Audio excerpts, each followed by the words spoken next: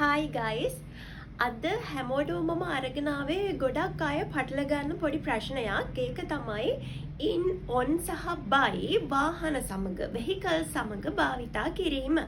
අපි by කියන නිපාත පද එහෙම නැත්නම් preposition එක වාහන සමග භාවිතා කරන්නේ අපි transportation mode එක ගැන කතා කරද්දී. ඒ කියන්නේ අපි ගමන් ගන්න ආකාරය ගැන කතා කරද්දී. උදාහරණයක් ලෙස කාරයෙන් බසයෙන් බයිසිකලයෙන්. ඉතින් අන්න ඒ වගේ අවස්ථාවලදී අපි පාවිච්චි කරන්නේ by.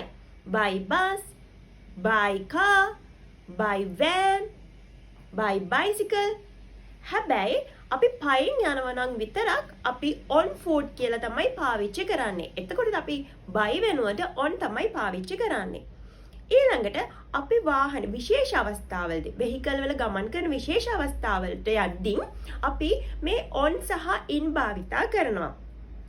on භාවිතා කිරීම ගැන කතා කරද්දී අපිට යම්කිසි වාහනයක නැගිටින්න පුළුවන් නම් ඇවිදගෙන අපි ඉන්න සීට් එකට යන්න පුළුවන් නම් සහ අපිට ඒ වාහනේ ඇතුලේ move වෙන්න පුළුවන් නම් අන්න ඒ වාහන සමග අපි භාවිතා කරන්නේ on. I'm on a bus. ඒ කියන්නේ බස් එක ඇතුලේ අපිට පුළුවන් නැගිටලා අපේ ෂීට් එක තියෙන තැනට යන්න පුළුවන්. එතකොට බස් එක ඇතුලේ අපිට move වෙන්න පුළුවන්. ඉතින් ඒ වගේ vehicles එකක් අපි භාවිතා කරනවා on. on a bus, on a train, on a flight. ඒ වගේ. එතකොට අපි in ගැන කතා කරද්දී අපිට යම්කිසි vehicle එකක් ඇතුලේ move වෙන්න බැරි නම්, කියන්නේ අපි ඇවිදගෙන නෙවෙයි අපේ ෂීට් එකට යන්නේ. අපිට නැගිටලා එහෙම move වෙන්න බෑ ඒ වාහනේ ඇතුලේ. ඉතින් අන්න ඒ වගේ වාහන එකක් අපි භාවිතා කරන්නේ in.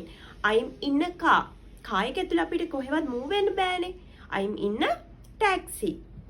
අන්න ඒ වගේ අපිට move වෙන්න බැරි වාහන vehicle සමග අපි භාවිතා කරනවා in. ඉතින් මම හිතනවා අදින් පස්සේ ඕගොල්ලන්ට by in on පැටලෙන්නේ නැති වෙයි කියලා. Catch you later.